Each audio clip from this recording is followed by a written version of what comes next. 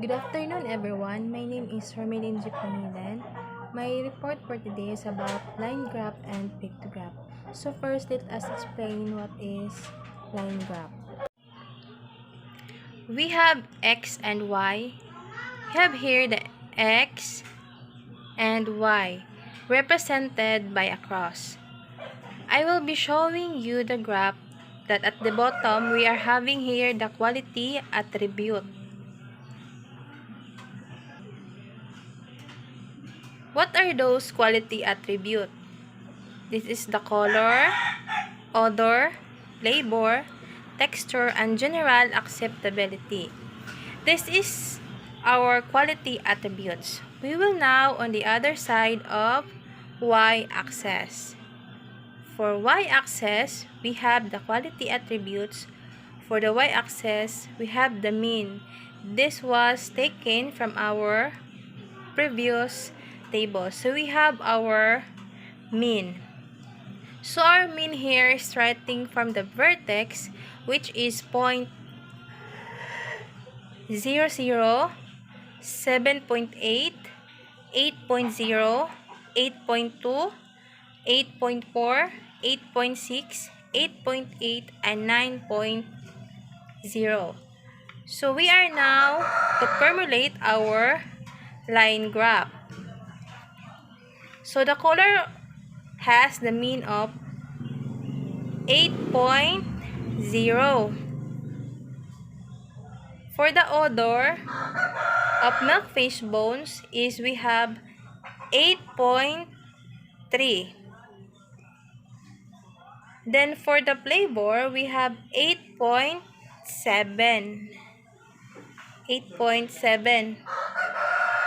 And for the texture, we have 8.3. And then for the acceptability, general acceptability, we have 8.4.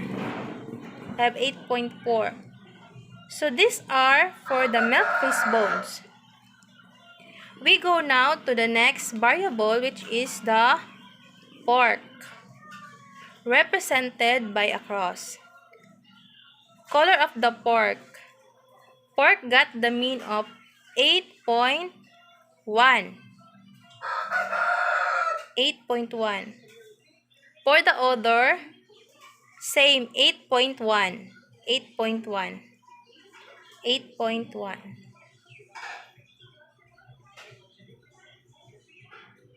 For the flavor, we have 8.3. For the flavor, we have 8.3. We have 8.3.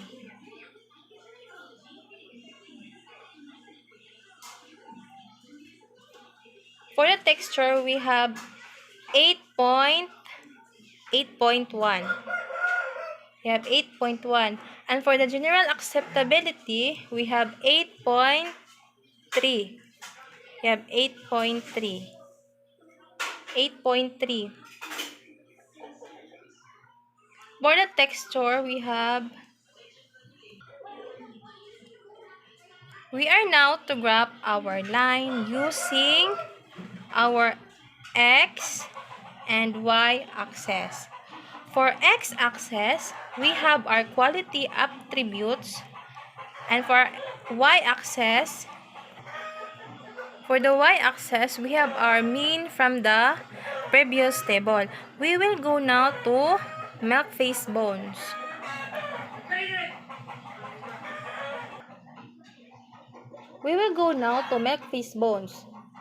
As shown for the milkfish bones, for the month of January, the milkfish bone has sell of 340.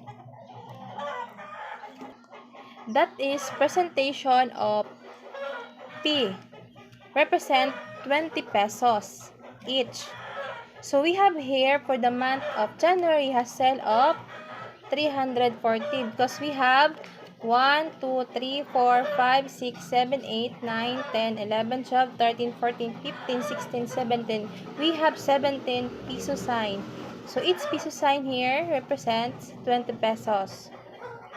So 17 times 20 equals 340. So we have 340.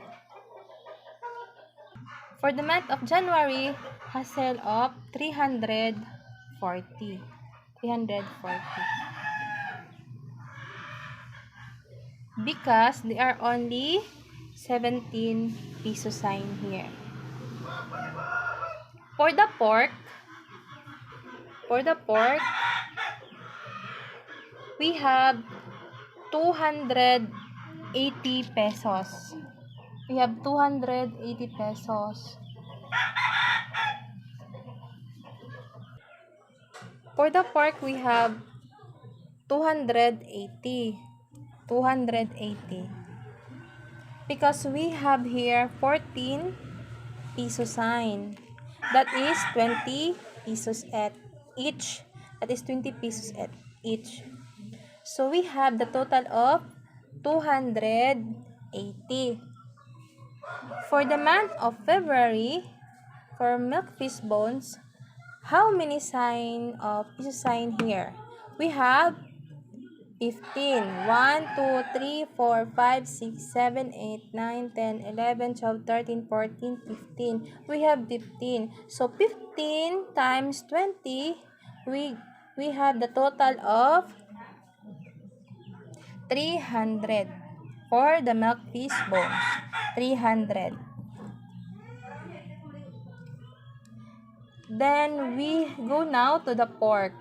For the month of February.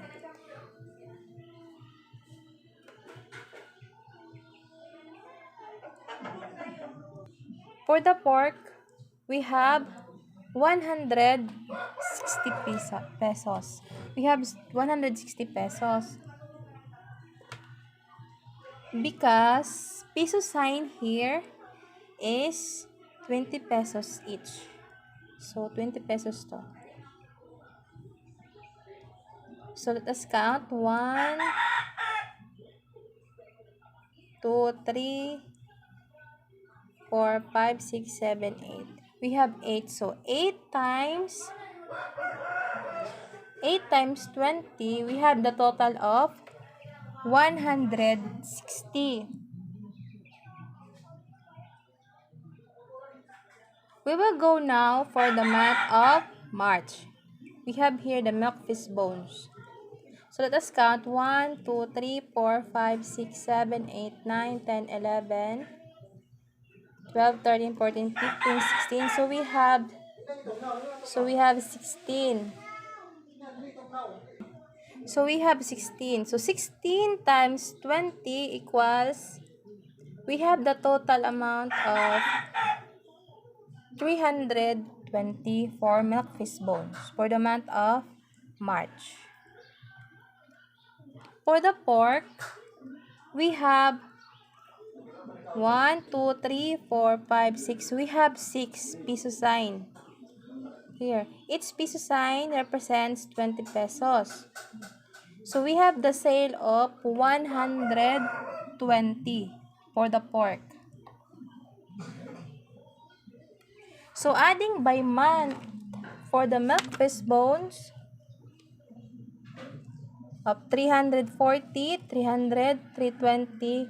So the total is 960 for the sale of milk fish bones. We go now for the pork. We have 280, 160, 120, 120. So the total is 560. So I hope everyone has listened to my report today, because later I will give you a quiz. So that's all for my report. Thank you and God bless.